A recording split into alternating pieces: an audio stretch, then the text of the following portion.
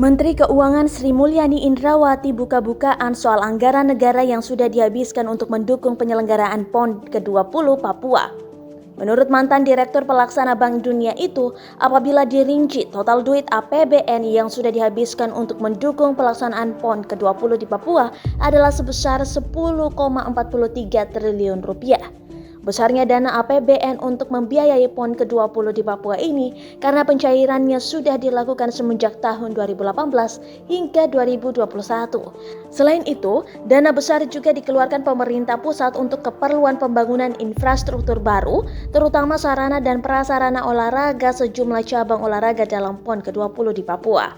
Seperti diketahui, infrastruktur pendukung di Papua relatif tertinggal dibandingkan daerah lain, sehingga pemerintah dirasa perlu untuk membangun beberapa sarana olahraga berstandar nasional bahkan internasional.